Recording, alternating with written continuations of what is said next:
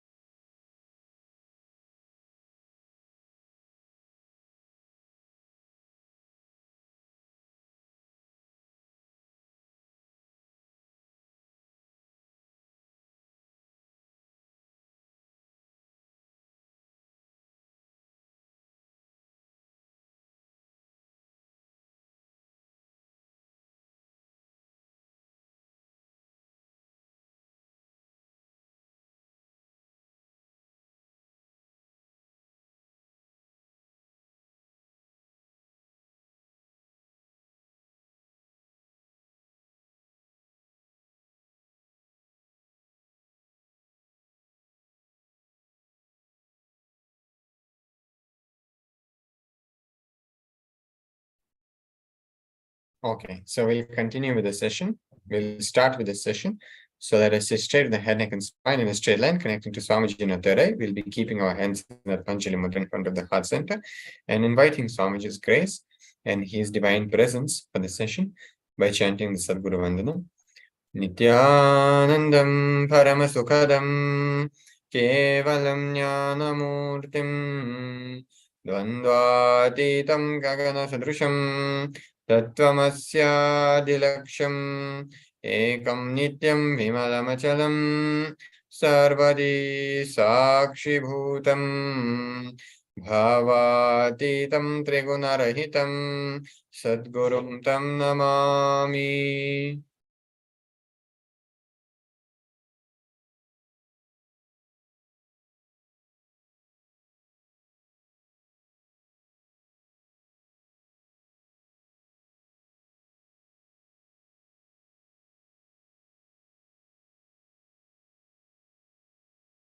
Yes. So before we move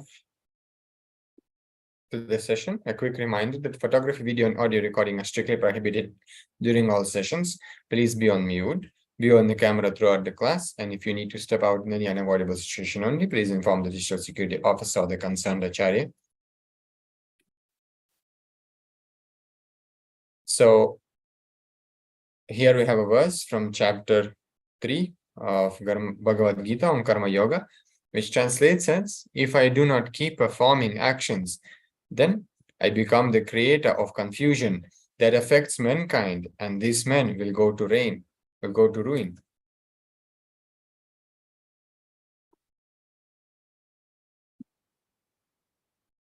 And here Bhagavan reveals the sacred secrets from these verses. If an enlightened being does not perform, that will become a trend. The whole world will follow, and that will become the center of confusion. Finally, men will be destroyed. These beings will be destroyed.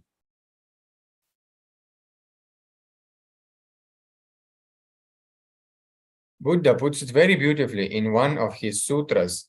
Before enlightenment, mountain is a mountain, hill is a hill, river is a river, forest is a forest. During the enlightenment process, mountain is not a mountain, hill is not a hill, river is not a river, forest is not the forest. After enlightenment, hill is a hill, river is a river, mountain is a mountain, forest is a forest. Even if you have achieved the highest perfect state, continue to respond to the world in a regular, normal, ordinary way by your constant performing of the actions. Somebody asked Padmasambhava, one of the great masters in Buddhist tradition, if you become enlightened, after that, what will you do? Padmasambhava says, I'll be doing the same thing with deeper gratitude. Every day, I will sit at Buddha's feet, offer my gratitude.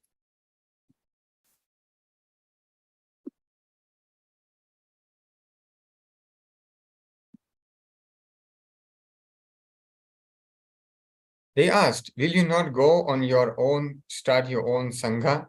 He said, no. Enlightenment means I'll disappear into him. So I'll dissolve into him. I'll do whatever I am doing with more depth, gratitude, and intensity.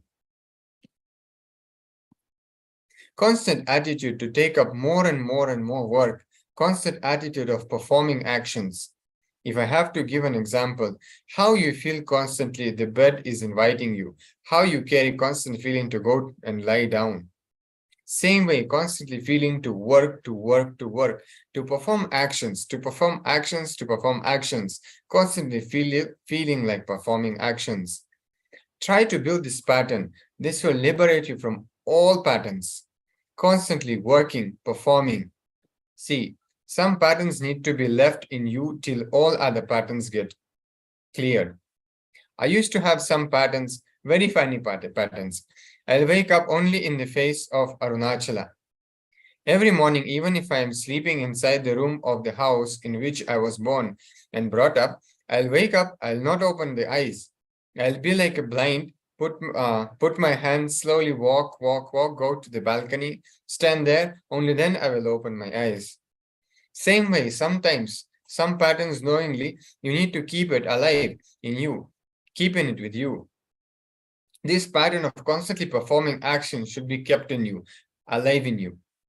If you keep this one pattern constantly working alive in you, all other patterns will be destroyed. You can understand one more sacred secret from this verse. Your Antaratma, the individual soul, is the creator of your world. Like Bhagavan says here, if he works, he will continue to be God, the creator. If he stops performing actions, he will become creator of confusion. Same thing for your mind. If you are constantly performing actions, you will be creator for yourself. You will be God for yourself.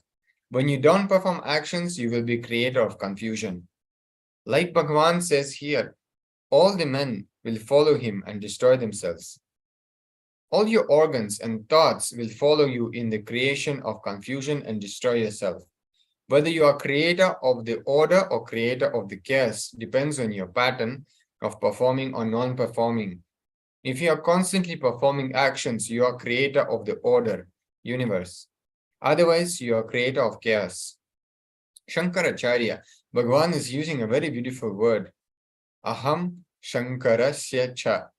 I become responsible for the confusion and destruction if I do not work.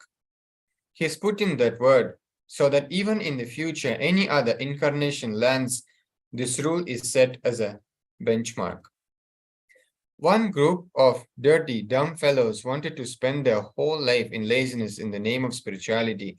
They were trying here and there to catch somebody. They couldn't get. They got only this few Rama Maharishi's photograph taken in the old age when he was really not able to move.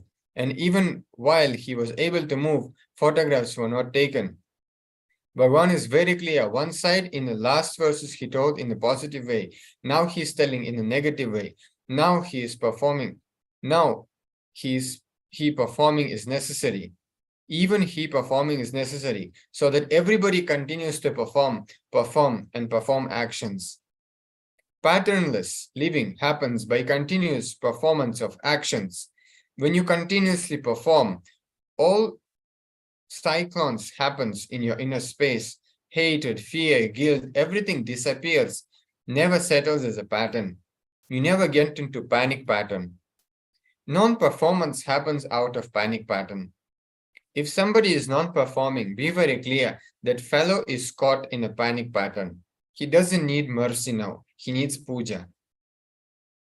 So, after receiving such a great and beautiful truth from Bhagavan through this session, let us spend 10 minutes in Vakyartha Sadas, contemplating and making this powerful truth as a part of our being, and then sharing and declaring to the world the higher possibility that we are the seed. So all of this can happen and manifest through us as an enlightenment, as the reality that we want to manifest. So let us spend 10 minutes doing this exercise. You can head to social media to KAILASA's SPH Nithyananda Paramashivam Facebook page. You can go to events section and share your experience and clicks which you received through the session.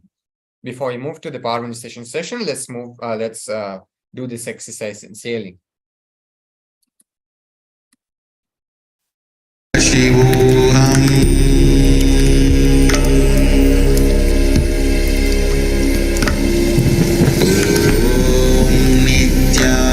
Nithyananda Paramashivoham.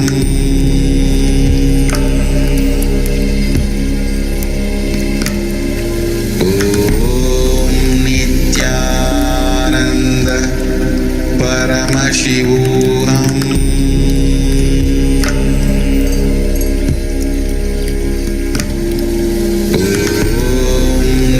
Nithyananda Paramashivoham.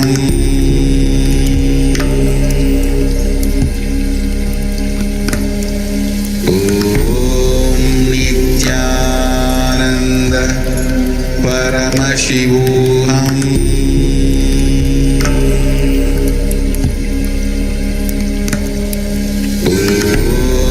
Nithyananda Paramashivoham.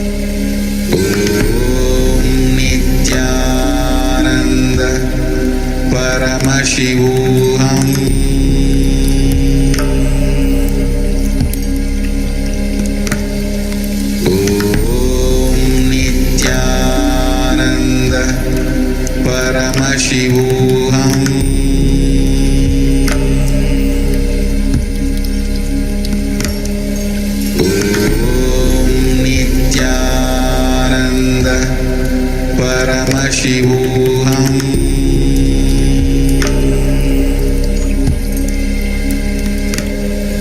Om Nithyananda Paramashivoham.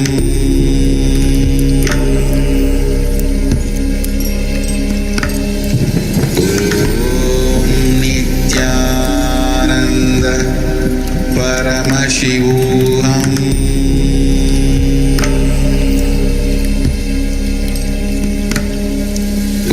Om Nithyananda Paramashivoham.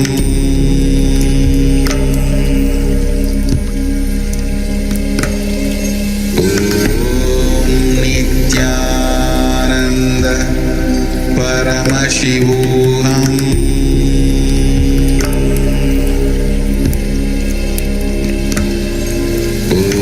Om Nithyananda Paramashivoham.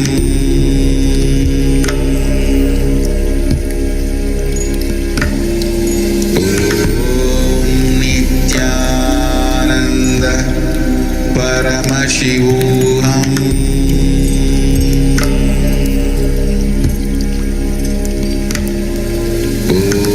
Om Nithyananda Paramashivoham.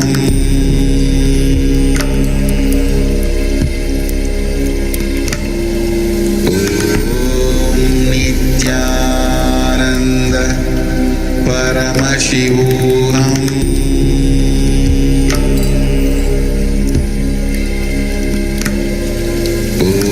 Om Nithyananda Paramashivoham.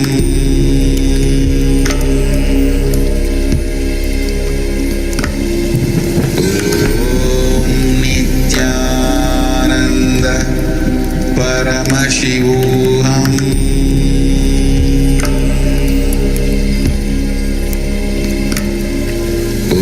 Om Nithyananda Paramashivoham.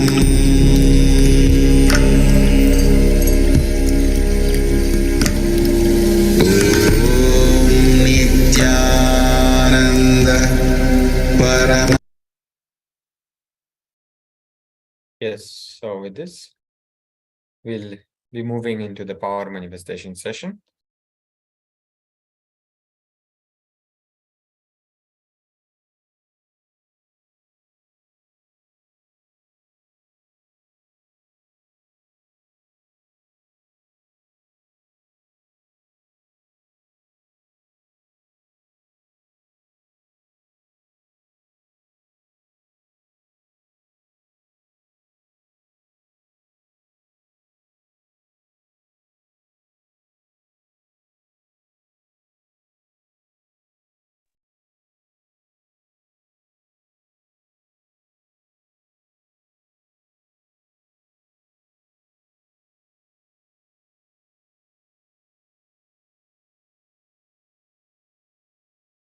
So we'll be continuing with the power of body scanning. So you'll be scanning the body of any person. So you can connect with your friend or with your relative. You can connect with any of people, you know, and request them to assist you in this power manifestation. So you'll be scanning for the weight of the person in his body. So you can use the copy of Living Enlightenment book to, you'll be meditating on Swamiji and connecting to Swamiji and then opening the book at any page, wherever you feel. And from there, you'll be receiving the powerful cognition specifically customized just for you for this power manifestation. And using that cognition, you will be manifesting the power. You'll be chanting the Mahavakya. We'll be also playing it for you at the background to keep you in that highest space of restful awareness and oneness with Swamiji, with Supreme Pontiff of Hindus, Bhagavan Nithyananda Paramashivam, for this power manifestation. So you will be scanning for the weight and for the any other related food habits of that person. So we'll start this power manifestation.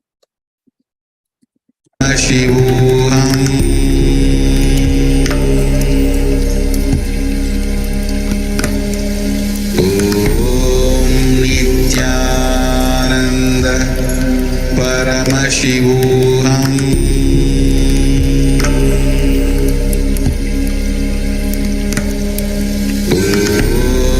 Nithyananda Paramashivoham.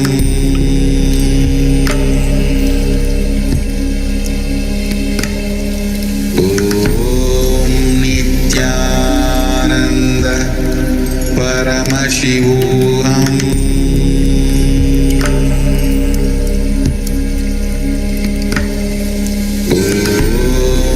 Nithyananda Paramashivoham.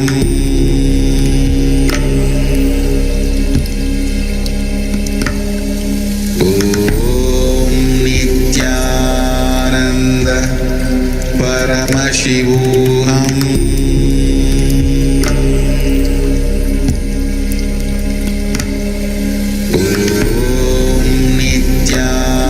Nithyananda Paramashivoham.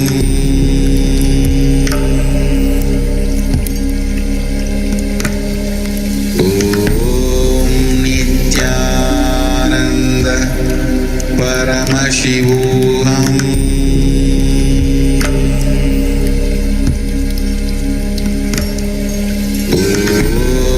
Nithyananda Paramashivoham.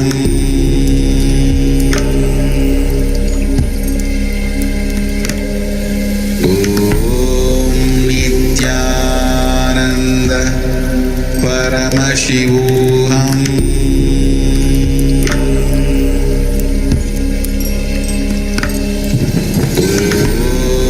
Nithyananda Paramashivoham.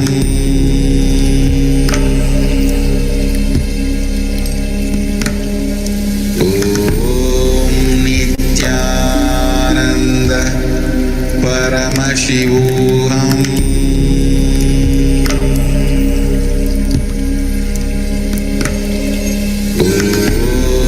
Nithyananda Paramashivoham.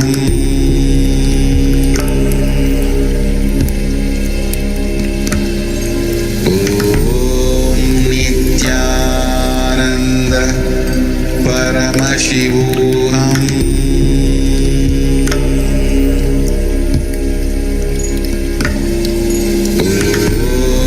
Nithyananda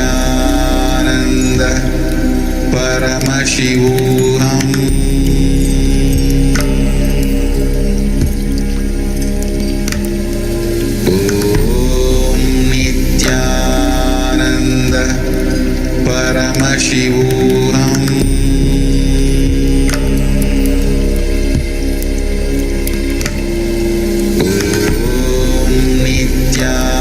Nithyananda Paramashivoham.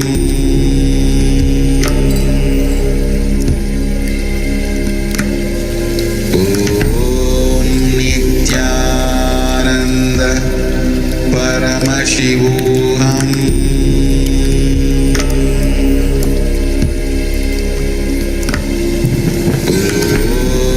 Nithyananda Paramashivoham.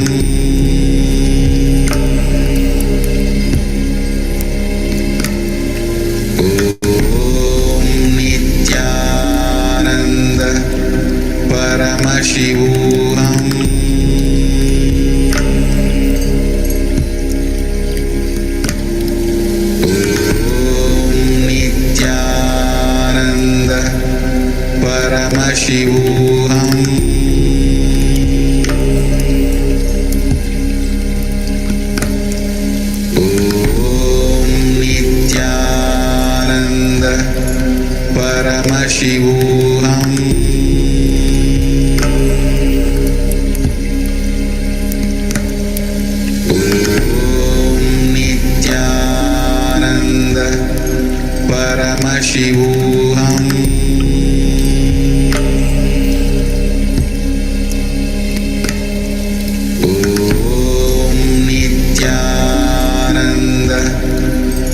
Paramashivoham.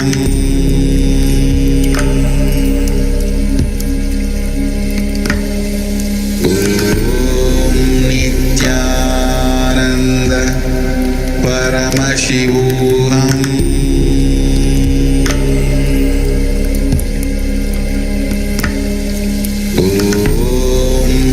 Nithyananda Paramashivoham.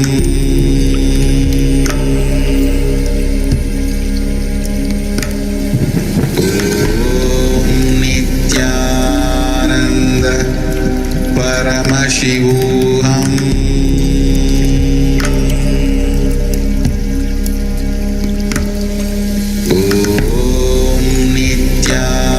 Nithyananda Paramashivoham.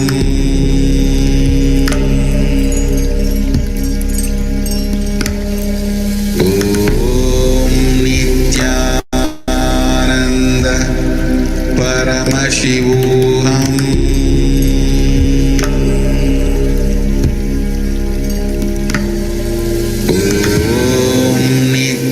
Nithyananda Paramashivoham.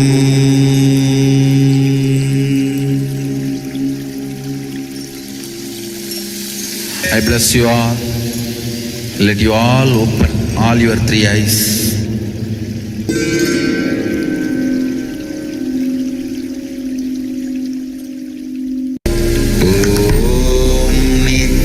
Nithyananda Paramashivoham.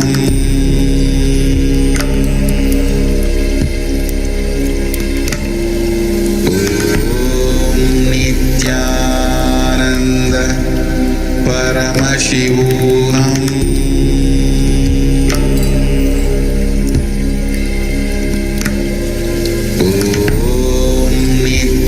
Nithyananda Paramashivoham.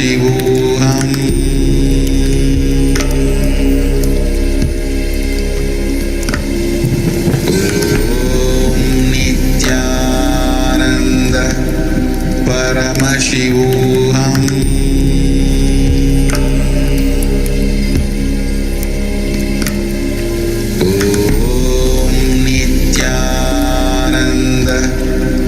Paramashivoham.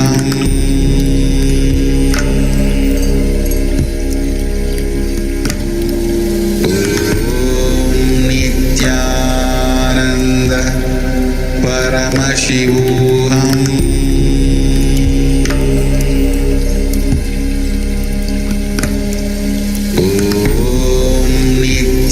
Nithyananda Paramashivoham.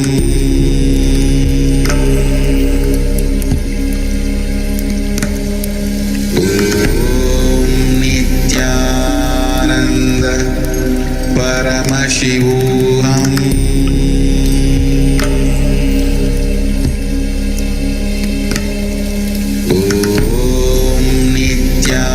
Nithyananda Paramashivoham.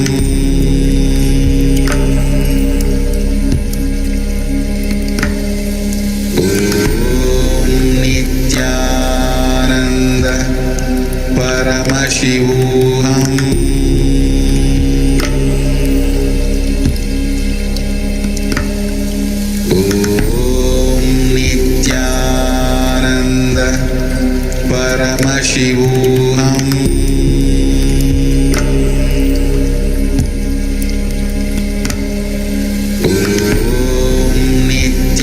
Nithyananda Paramashivoham.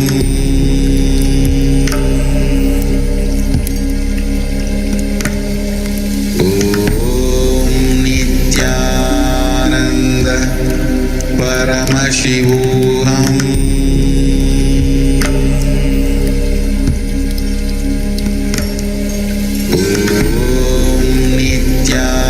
Nithyananda Paramashivoham.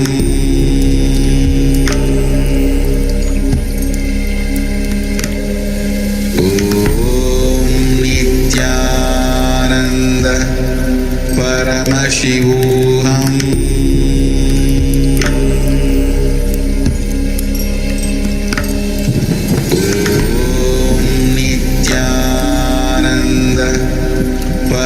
Paramashivoham.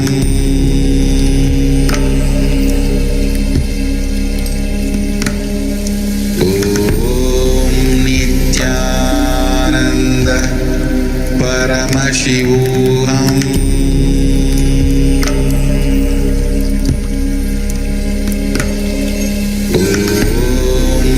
Nithyananda Paramashivoham.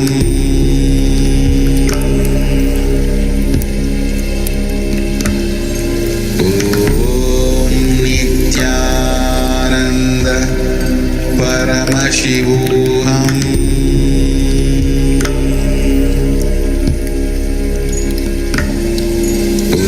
Om Nithyananda Paramashivoham.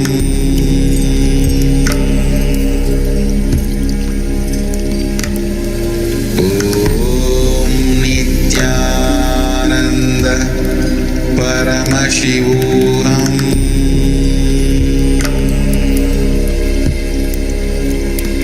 Om Nithyananda Paramashivoham.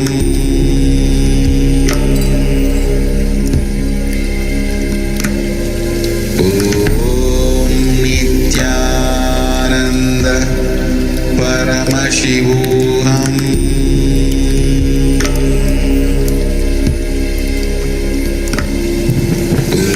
Om Nithyananda Paramashivoham.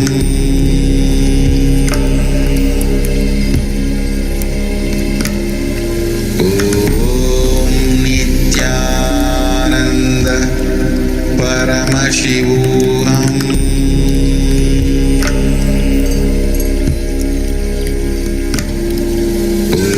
Om Nithyananda Paramashivoham.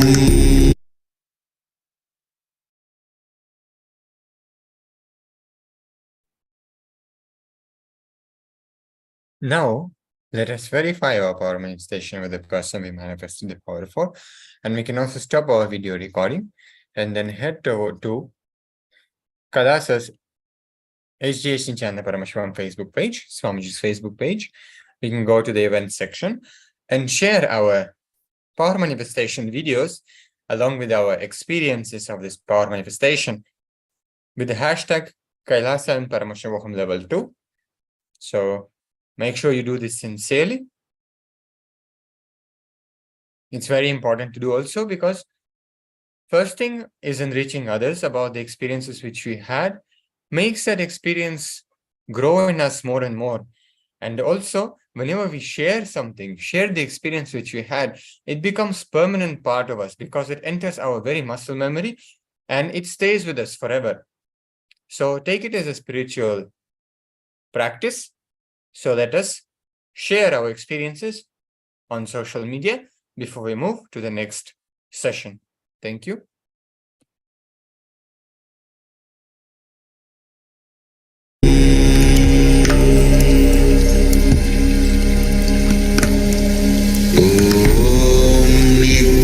Nithyananda Paramashivoham.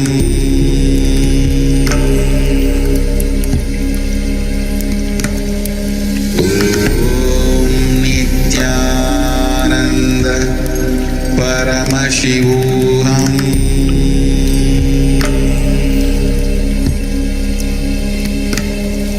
Om Nithyananda Paramashivoham.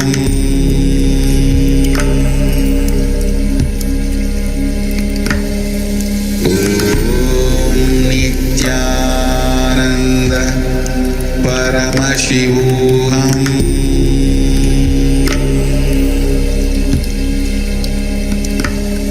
Om Nithyananda Paramashivoham.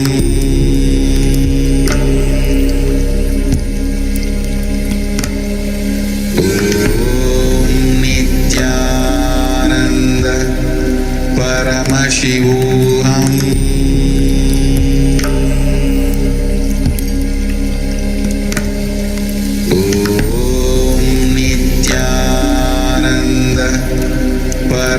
Paramashivoham.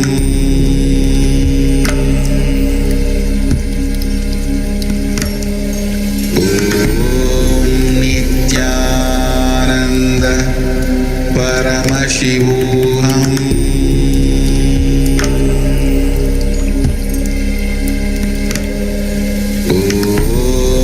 Nithyananda Paramashivoham.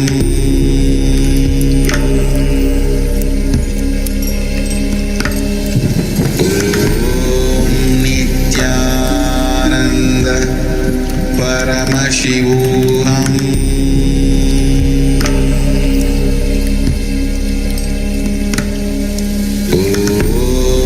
Nithyananda Paramashivoham.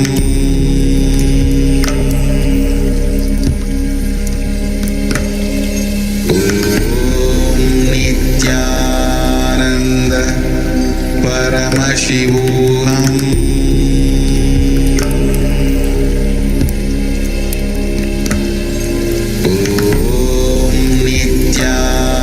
Nithyananda Paramashivoham.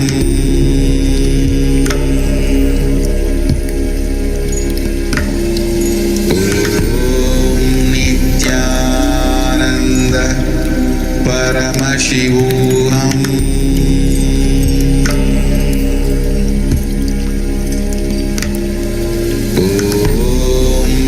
Nithyananda Paramashivoham.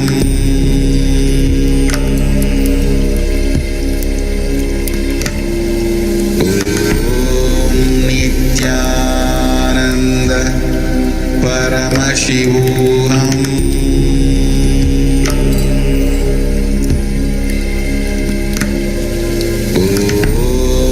Nithyananda Paramashivoham.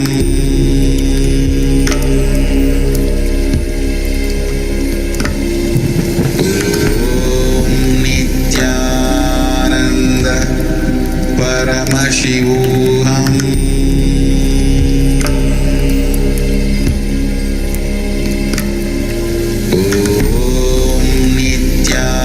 Nithyananda Paramashivoham.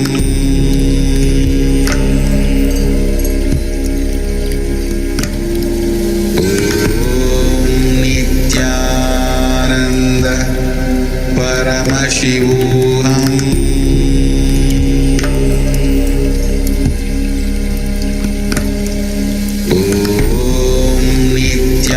Nithyananda Paramashivoham.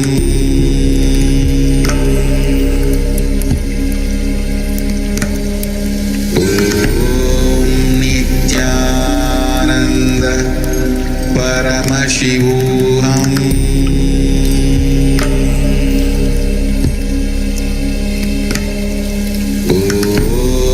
Nithyananda.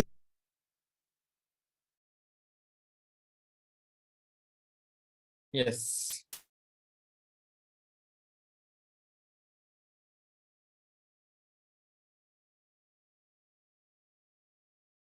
So with this, we come to an end of the session. So let us sit straight with the head, neck, and spine in a straight line, connecting with Swamiji and concluding the session with Purna Mantra. Om Purnamadah Purnamidam Purnat Purnamudachyate Purnasya Purnamadaya Purnamevavashishyate Om Shanti Shanti Shanti Hari Om Tat Sat Sarvam Bhagavat Shri Nithyananda Paramashiva Padukarpanamastu Om Nithyanandam.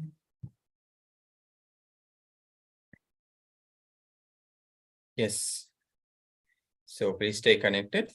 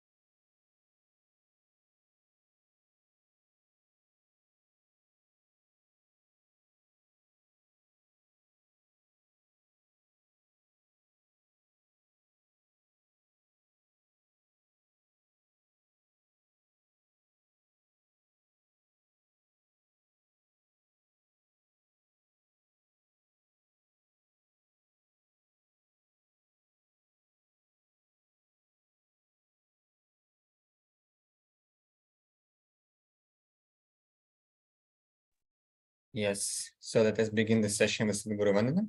So let us stay straight with the head, neck, and spine in a straight line, keeping our hands in Atmanjali Mudra in front of the heart center, connecting with Swamiji in our third eye. Nithyanandam Paramasukadam Kevalam Jnanamurtim Dvandvatitam Gagana Sudrusham Tattvamasya Ekam Nityam Vimalamachalam Sarvadi Sakshi Bhutam Bhavaditam Trigunarahitam Sadgurum Tam Namami.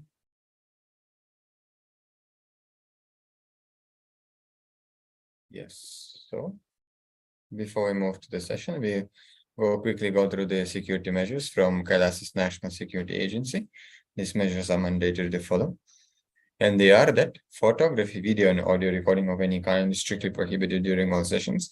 Please be on mute. Be on camera throughout the class. And if you need to step out in any unavoidable situation only, please inform the digital security officer or the concerned acharya.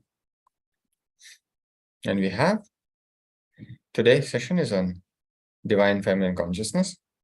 And we have a verse from Devi Mahatmya which goes as Tvaya etad dhariyate vishvam Tvaya etad srijate jagate Tvaya etad palyate Devi Tvam atsya ante cha sarvada, which translates as, by you this universe is born, by you this universe is created, by you it is protected, O Devi, and you always consume it at the end.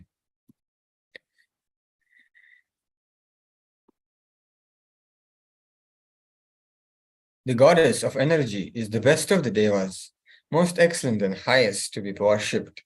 Those who want welfare, they ought to worship this supreme force. This is the Prakriti, the highest nature, the Brahma, conditioned by Maya, time, space, and causation.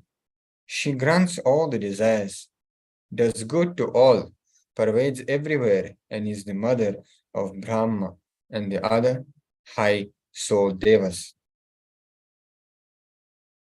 She is the first Prakriti, and she is the root of this gigantic tree of universe. If anyone calls the Devi in remembrance or distinctly utters her name, she fulfills all the desires of the human beings. If anybody worships her, she is at once filled with mercy and becomes ready to grant boons. Now let's look into Atma Pramana, means the experience of this great truth by Swamiji, the Supreme Pontiff of Hinduism. I have to carry one body, that's why I'm carrying the male body. Otherwise, the consciousness, I do not feel I am male or female. I'm only feeling I'm beyond both. You can continue to relate with me as a mother. Yes, so the third eye is an intra-organ, and you really have it. See, here we need to understand that hard suffering comes by karma. Soft suffering comes by boon. Feminine consciousness has there are two components to feminine consciousness.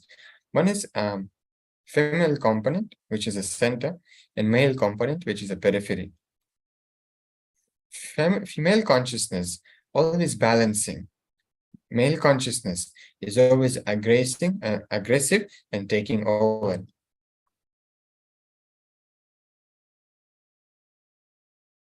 So there are two aspects of feminine consciousness. One is the mother attitude. Initially, it is extrovert, and beloved attitude needs to be extrovert in the initial level, and after certain maturity, it becomes an introvert. Expressing feminine consciousness literally means enlightenment. Female body, it's a natural body created to radiate feminine consciousness and to support men. Male body is by nature built for creating infrastructure and support women. Difference between passiveness and acceptance. Acceptance has some negative connotation. Something will come and you will accept. Passiveness, nothing will come. If you are completely passive, anything that comes in front of you, it will be digested. Feminine consciousness, deep passiveness. You will learn more lessons than being active. Intense energy is actually being passive. In the feminine mood, you are life. You don't need anything else. Feminine consciousness is example of living enlightenment. Now let us do the internalization exercise, internalizing exercise. Write down all the instances in your life where you felt a space of passiveness. Then write down all the instances in your life where you felt in an accepting mood. See how through passiveness energy is created and how it relates to your connection to feminine consciousness. So let's spend a few minutes in doing this exercise. Please do it sincerely. We'll be playing Mahavakya for you at the background to help you and assist you to being in that space and assist you to going deep within where you can discover and have that completion with the feminine energy inside you, which will enable you to manifest whatever it is that you want to manifest in your life. So please do it sincerely. Paramashivoham.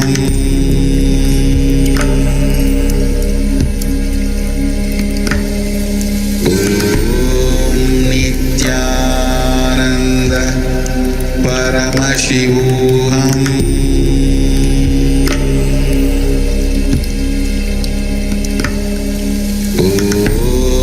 Nithyananda Paramashivoham.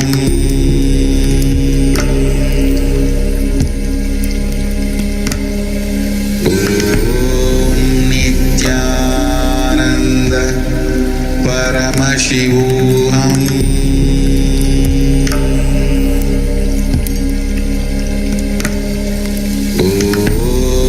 Nithyananda Paramashivoham. Nithyananda Paramashivoham.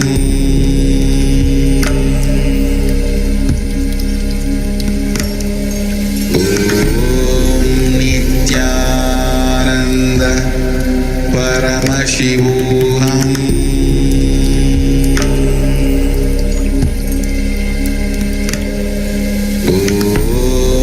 Nithyananda Paramashivoham.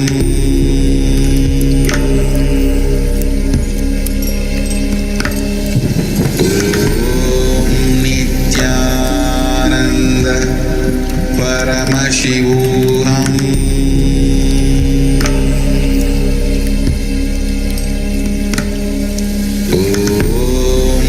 Nithyananda Paramashivoham.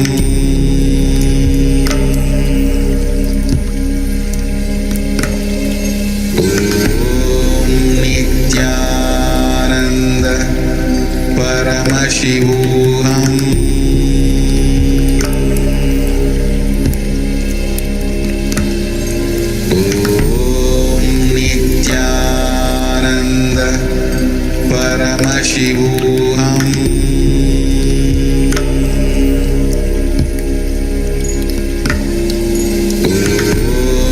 Nithyananda Paramashivoham.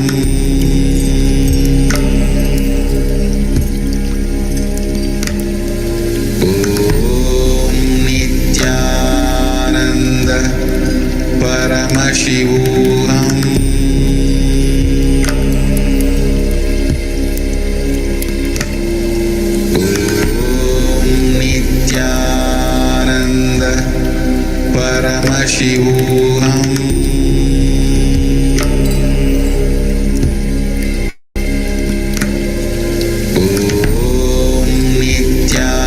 Nithyananda Paramashivoham.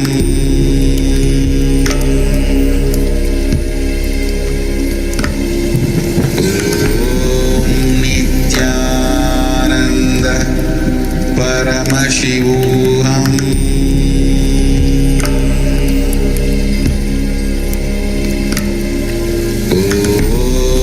Nithyananda Paramashivoham.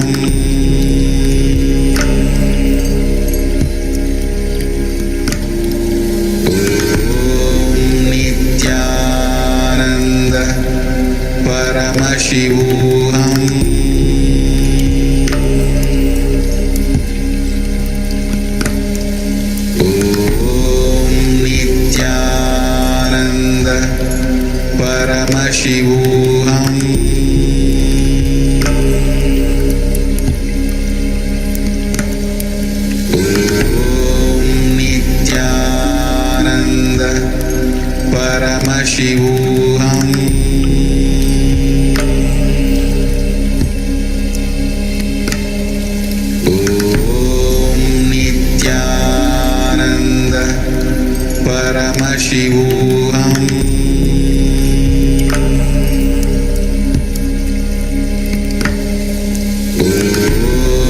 Nithyananda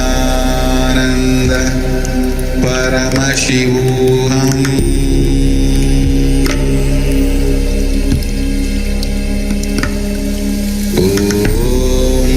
Nithyananda Paramashivoham.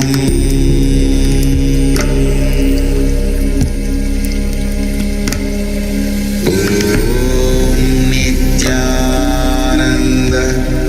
Paramashivoham.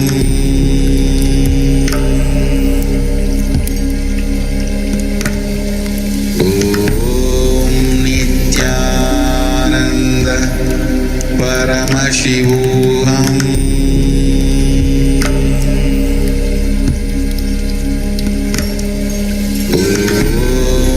Nithyananda Paramashivoham.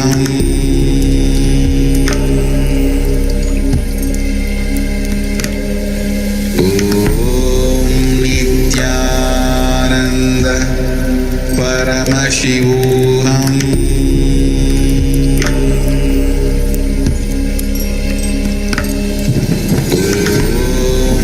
Nithyananda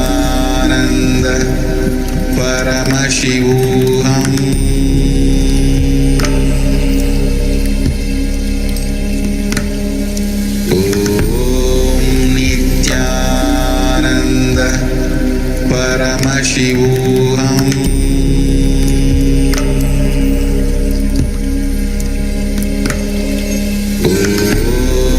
Nithyananda Paramashivoham.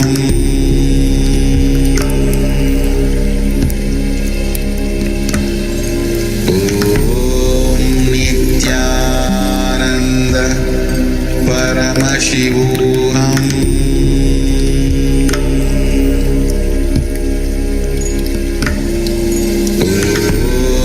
Nithyananda Paramashivoham. Yes, so now let us listen from Swamiji himself, the Supreme Pontiff of Hinduism himself, about the feminine consciousness and a question answer on feminine consciousness.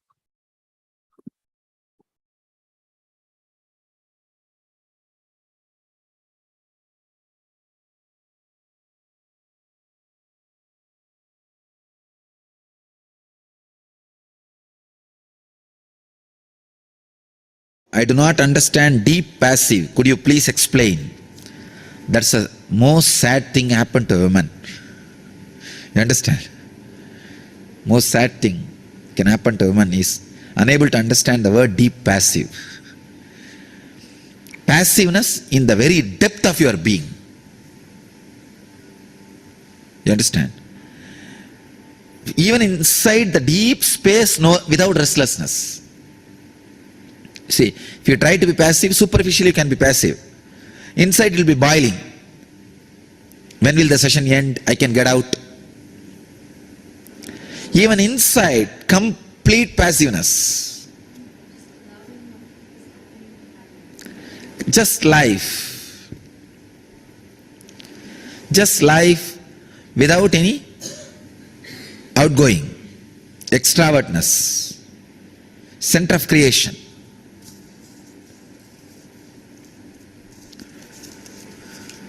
See, anything, first thought comes, then it's created.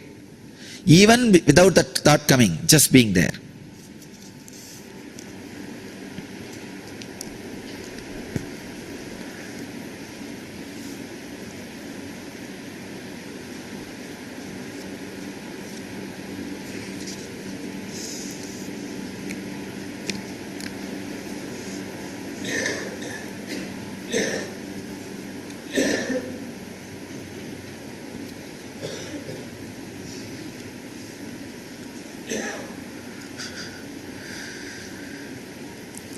Yatra naryastu pujyata ramante tatra devataha.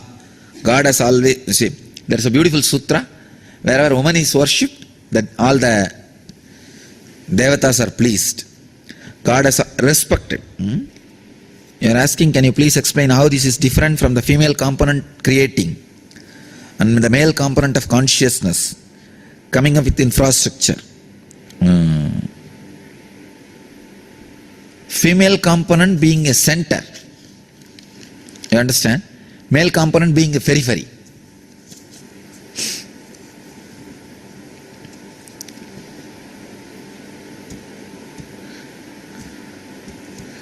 Swamiji, earlier you had mentioned that no person is 100% male or female. One is either 49% male or 49% female, 51% of the other gender. Balancing both leads to enlightenment. This morning you mentioned that awakening female consciousness is enlightenment.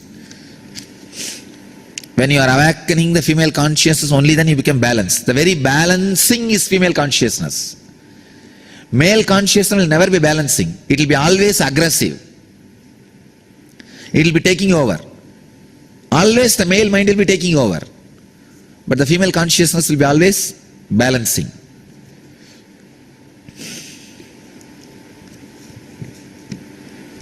I am wondering about the two aspects of female: physical, beloved, extrovert, materialistic, emotional, mother, introvert, caregiver. The materialistic piece which goes with the physical extrovert aspect of the female does not fit with the concept of ultimate passivity. Could it be the physical extrovert aspect of creative force that's born out of passivity? Yes. One more thing, even in the completely when you are beloved, an extrovert, you will not be restless. You understand? At one center, beloved and mother will be one and the same and will be radiating pure romance like a Radha. Radha is not extrovert, even though she is beloved. So, you will radiate a kind of a, always beloved does not need to be extrovert. The initial level it will be extrovert, not after that.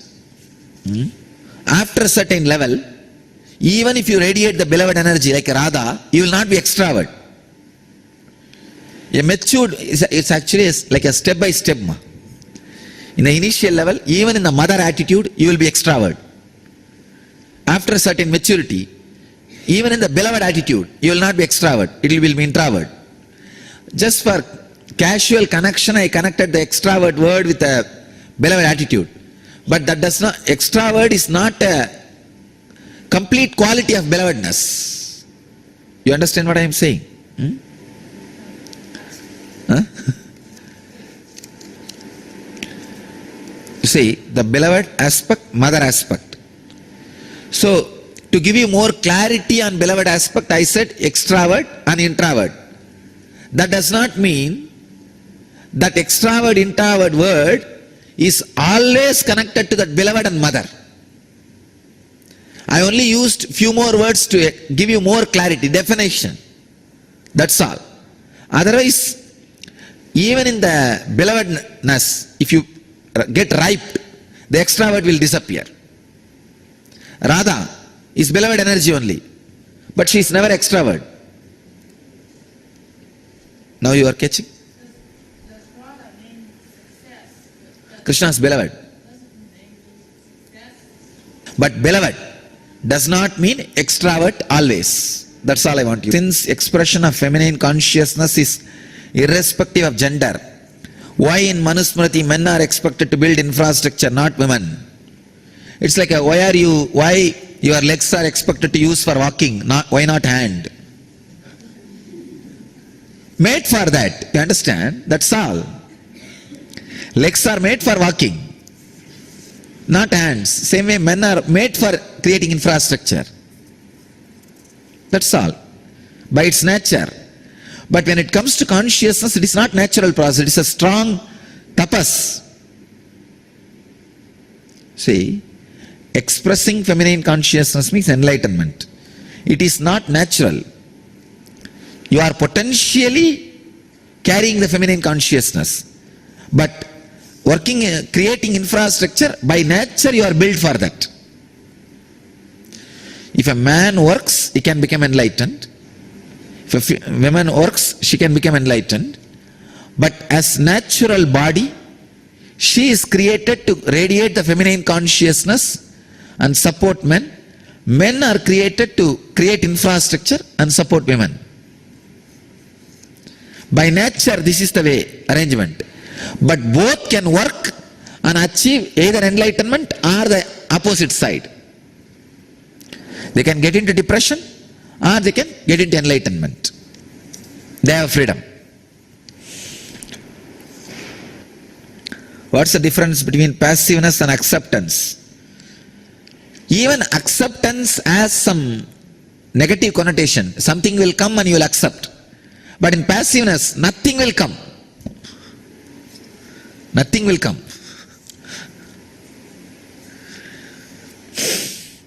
When you speak of a woman living in deep passiveness, I feel myself crumble inward to my center and I cry. I solely raised my 3 children when they were all under 5 years of age. It was very difficult to be a mother and hold a high position in the medical world. I have a deep guilt for not fulfilling my deepest desire, which is to be always present and compassionate to my children. Felt such a relief to hear you say that my deepest desire, that my true center was and is my true self. Kim? Great. Swamiji, Yes. this Radha is a Rasa Rupa, Rasevosaha. Rasevosaha. So the embodiment of Rasa. Rasevosaha, Radha. So how the Rasai? Vosaha, Radha. Rasevosaha. Radha. Just like Rasevosaha, Rasevosaha. So embodiment of juice in everything. In everything there is some juice. So she is embodiment of that juice. See, whatever you may be doing, end of the day you will know something is juice of your life. You will want that. So she is juice of the whole thing. Rasai Vosaha Radha.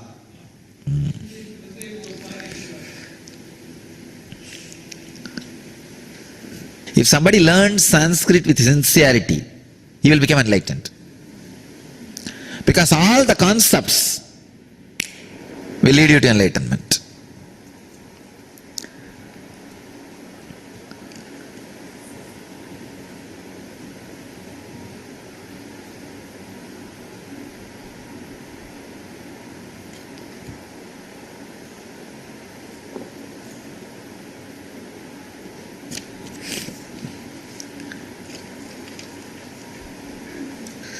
How can learning happen with passiveness?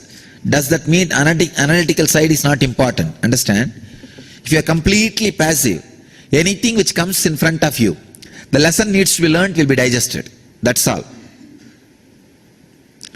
You will learn the lesson without doing postmortem. Learning by doing postmortem is active learning, which will always be half knowledge. Understand? After you kill the body, whatever knowledge you get is not complete. That is why Ayurveda does not have side effect. Because these medicines are created for living body. But the Ayurvedic masters, they are intelligent enough to handle the whole thing, diagnose the whole thing when the person is alive. So the whole R&D goes on living person. So with a deep passive consciousness, anything which comes in front of you, without getting killed or getting postmortem done, you will learn the lessons. Deep passiveness, you will learn more lessons strongly than being active. See this lesson which I am saying, the deep passiveness, the space you will experience, which you will experience, the same you will experience if you have done yesterday's ironing. From outside when you start, it looks too different. When you end, it will be same. Yes, deep passiveness, yes, that's what I mean. I can say that there is no need for actively fighting, doing postmortem, and the lessons are learned. Over.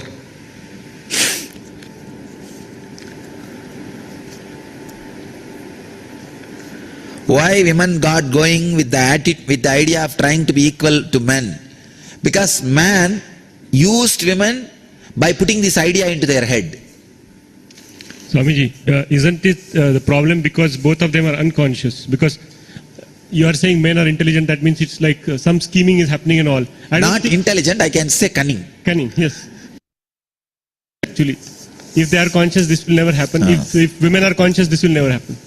They need to justify something. But that again comes from insecurity. Insecurity, that's all.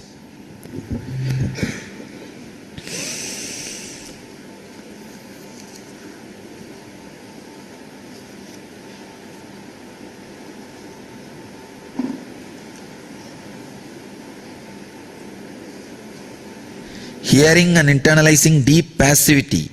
The picture that comes in my mind's eye is, respectfully, Amma, your mother. Gratitude for all those around you, through you. I feel that society is having an individual's gender being. Have you heard of the Western term tomboy? Means? I don't understand.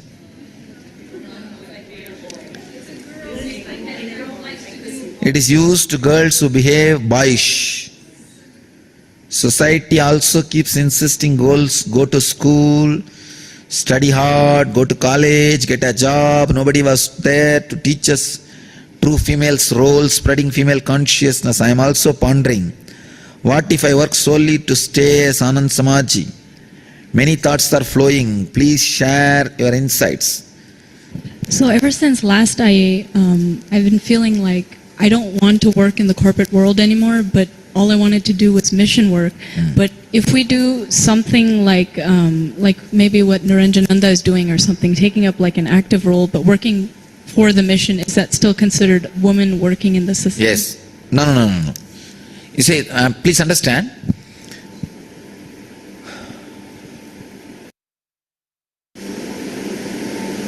When you are not being pressured by fear, greed, well, your inspiration is realized, then it's not working in society. Sometime in the Sangha, I use the fear and greed just to push you to the inspiration only. Not to keep that as a fuel forever. In society, even inspiration is used to push you to fear and greed. Meditation, especially the ironing part, led finally to surrender. Today's also seems to be surrender. Is this right? During the break, I was in the feminine energy mood, like you asked us to be in. I noticed something that I was very giving and forgiving. Beautiful. The smell of feminine energy, feminine consciousness. I gave what someone asked for without even thinking. This is very unusual for me, as I think many times before giving something, I also felt a little vulnerable, little understanding or click that I could give anything, and it was little scary. The feminine mood, you are life. You don't need anything else. You just don't need anything else. So don't feel vulnerable. If you feel vulnerable, you will avoid this female consciousness. You will start putting boundary. Whenever that mother energy comes, no, I may be vulnerable, I may start giving to people, I may be cheated. No. Trust, be vulnerable, even if you are exploited, nothing wrong. I'll be losing something, nothing. It will go and it will come, it will all be happening. But that consciousness which I enjoy, that feminine consciousness, that is something really solid. That's worthy of everything. That's worthy of everything.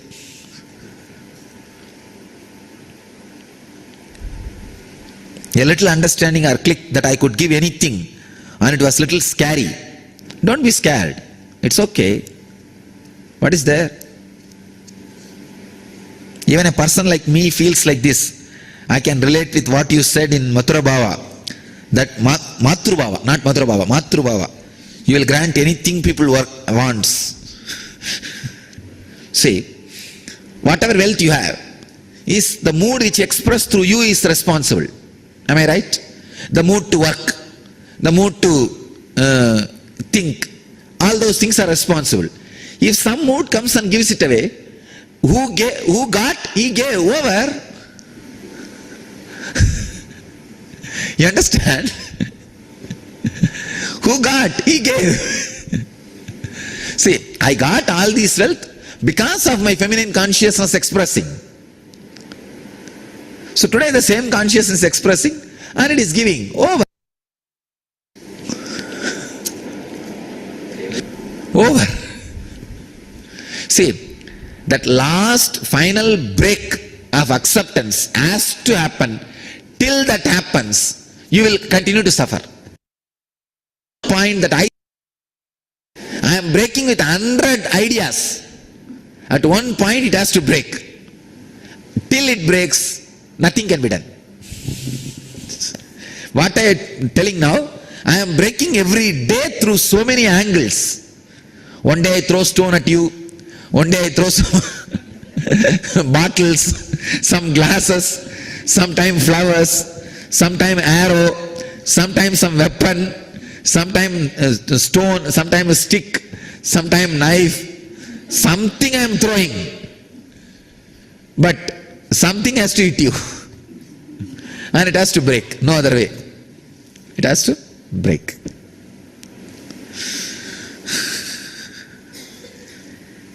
If women are expression of living enlightenment, can't they lead as examples in every walk of life? I am not saying women are example.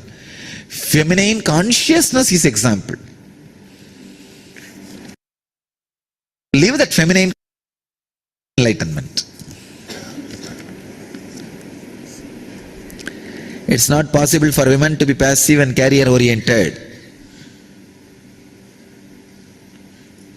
There are careers, passive based careers. You can be. I can say it will not be career based, actually career orientation. It will be like a living. It will be like a living.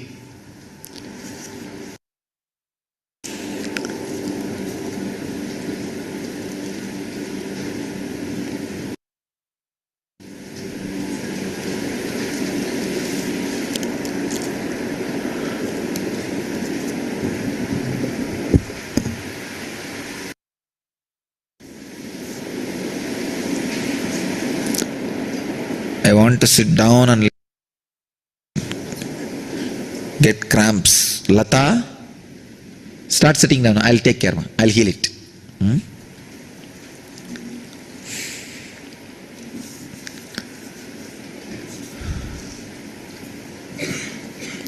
Nurturing choicelessness, acceptance seems very feminine. But at some point, intelligence through intuition, rather one influences course of events. Is it like the snake story? Hiss but don't bite. Almost a shock absorber. Active where necessary but patient. Is this understanding right? You are right. You will not be hurting. Even the hissing hurts, you see, frightens. You will not even do that. You will be strong. They will all know that boundary is cut. Now nothing can be done. The medical field is actually not carrier. See, the intention was carrying. The intention was money, then it is carrier. See, the medical profession and all, that is why in the way all the doctors and teachers were women. In Ayurvedic tradition, all the doctors and many of them were women. Or wherever it can't be quantified with money was in the hands of women. If one has an apparent, assertive, bubbly, verbal, outgoing personality as a woman, what is the place for this in the way you describe the feminine? Understand, there is no, these qualities are not against feminine. Feminine consciousness is totally different from the quality you express. Sometime you will be bubbly, sometime you will be passive. The problem is when you are bubbly, you think you are restless. When you are passive, you think you are depressed. Remove that idea. When you are passive, be passive. When you are bubbly, be bubbly. Over. There will be a space. Both will not touch inside. That is feminine consciousness. But you always put a wrong label for your life. When you are active and bubbly, you think, oh, I am restless. When you are really passive, no, I think I am depressed. That's where the problem starts.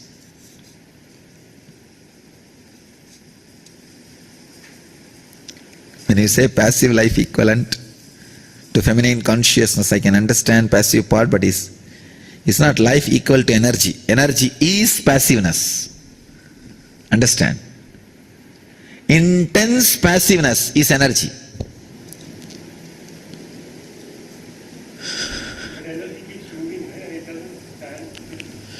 If it keeps moving, something is empty, something is lacking.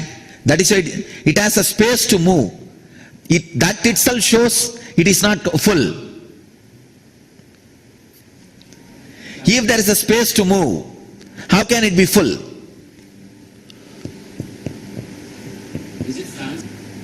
Sagad Shakti.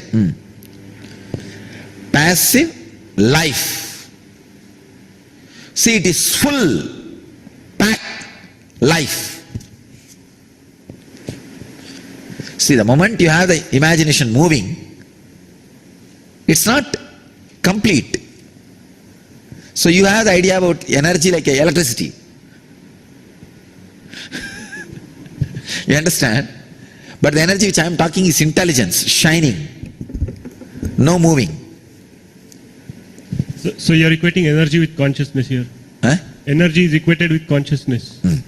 Does expressing feminine energy necessarily include nurturing in the form of having family, husband, kids? I can say, in the Vedic marriage there is a mantra, let your husband become your 11th kid. By the 11th year, you are supposed to become mother for him. Then,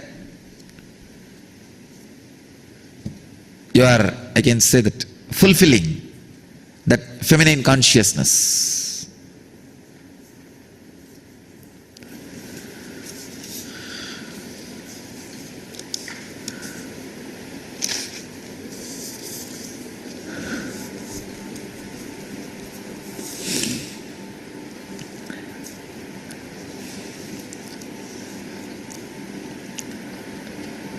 Is there such a thing as male consciousness since there is female consciousness? Sri Ram, relax.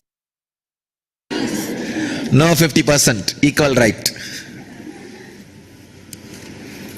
In Vedic culture, how were women treated when they were married versus when they were single? Married women also they were the head practically in the Vedic tradition to run the family. They were the center pin and power center. And when they were single, naturally sannyasinis, highly respected, regarded. How will it work in today's culture when making women career oriented is way of life and where there is no support system? Women is not married and not educated for a career. I'll create monasteries. That is the only way. Is being shy a passive feminine quality? No. Being shy is egoistic and arrogant. Who put the question? Yes. Being shy is not a feminine quality. Life.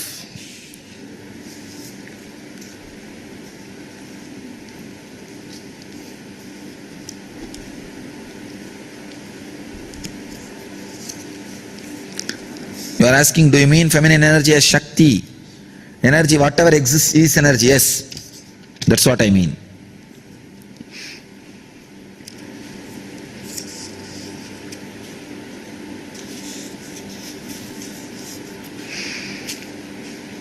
Because I am in a male body, she feels that her love for me as a mother should not get divided or confused.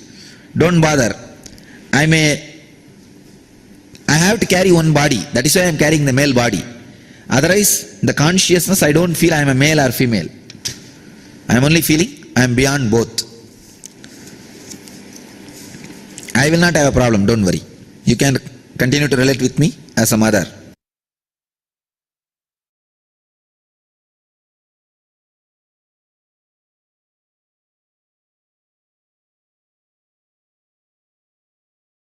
Yes. So with this, we come to an end of this session.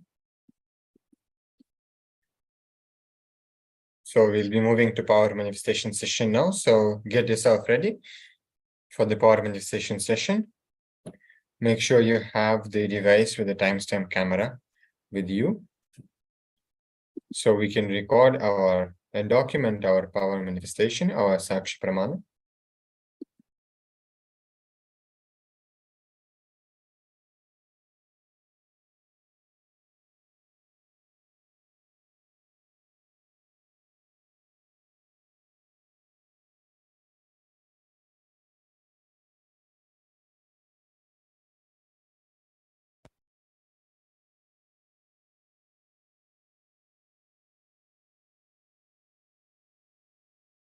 So we'll be continuing with the power of body scanning. So you will need to connect with one of your friends or near and dear ones for this power manifestation. You'll be identifying the weight of the person, and you also will be identifying his the food habits of that person. So you can use Living Enlightenment also to open Living Enlightenment book at any page, connecting with Swamiji. Prior to that, and manifesting that powerful cognition revealed in Living Enlightenment book, for you to express the powers and manifest the powers, the power of body scanning here. So you can start doing that. Make sure you switch on the video recording. Make sure that the camera is facing you and the timestamp is visible there. So let us move into power manifestation. While the manifesting powers, please also chant the Mahavakya, which is Om Nithyananda Paramashivoham, for you to be in that space of oneness with Swamiji, in that space of I am Nithyananda Paramashiva, and manifest all the powers as Paramashiva. So let us start the power manifestation.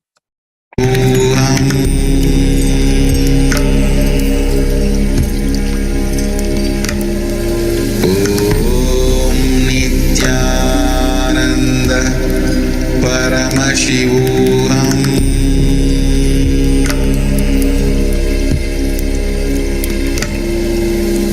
Om Nithyananda Paramashivoham.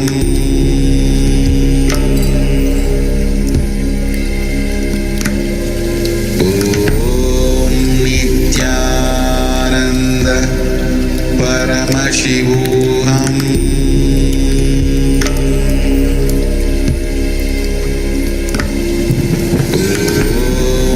Nithyananda Paramashivoham.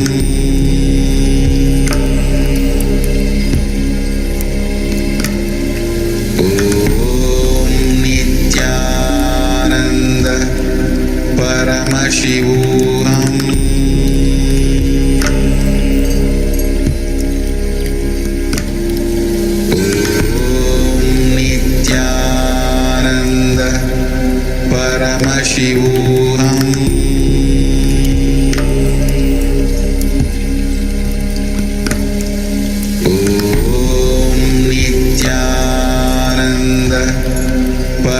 Paramashivoham.